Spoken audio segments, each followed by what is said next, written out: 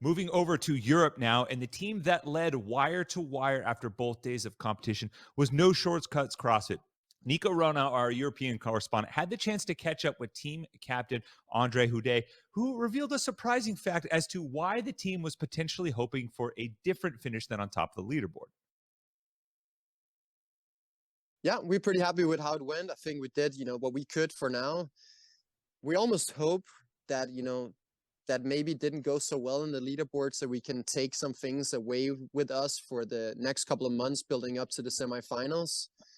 As that will kind of work as fuel on the fire, to optimize training and to fix the things we weren't very good at. But currently, so far, I think it's been a good execution, no mistakes, and everybody has done their best, and that's all we can really ask for. We know that it's still early in the season, and we're gonna keep getting better every month, and the team will just get more and more dialed in. So we're excited to see where we'll stack up against the teams in the world.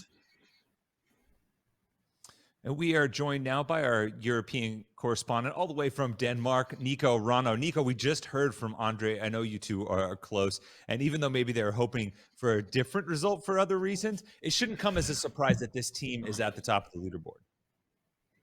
No, Tommy, it really shouldn't. If you look at the makeup of the team, obviously you got team captain Andre Houdet going to the CrossFit Games twice as an individual. You got Julie Hogart, 5 times fittest in Denmark, and an individual athlete in the 2019 edition of the CrossFit Games.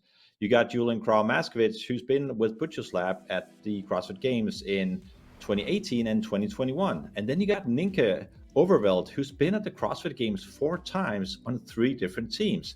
So this is, maybe you don't know them, but this is a very, very experienced team. And if you look at the weekend, 5 workouts, 3 wins, and that's how you spell domination. It was so dominant that had they sat out and lost the final workout, they would still have finished inside the top 10 overall.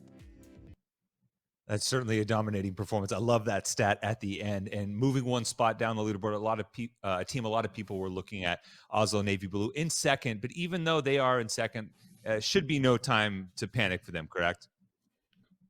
No, it really shouldn't. Now, we talked to Oslo and they explained this. They've taken a different approach in the offseason. They're going to take a slow and steady rise to the top of the leaderboard. They took 13th in the Open.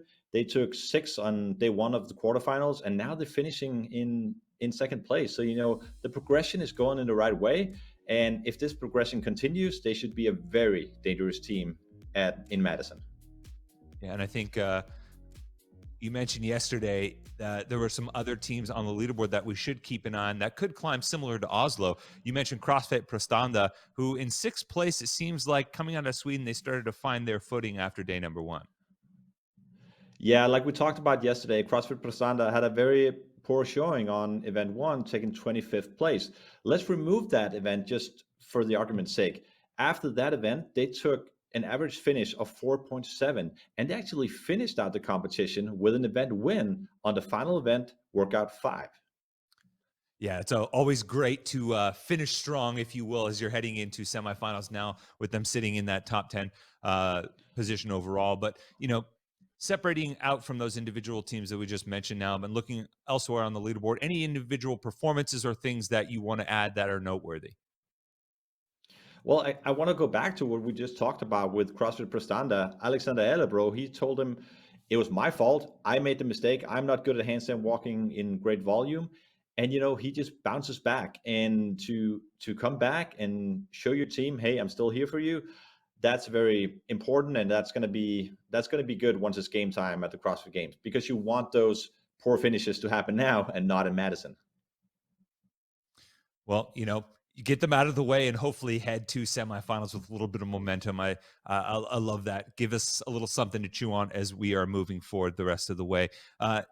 Niko, thank you so much as always. Thank you for checking in. I know it's late there. Appreciate the insight from out in Europe, and have a good rest of your weekend, man.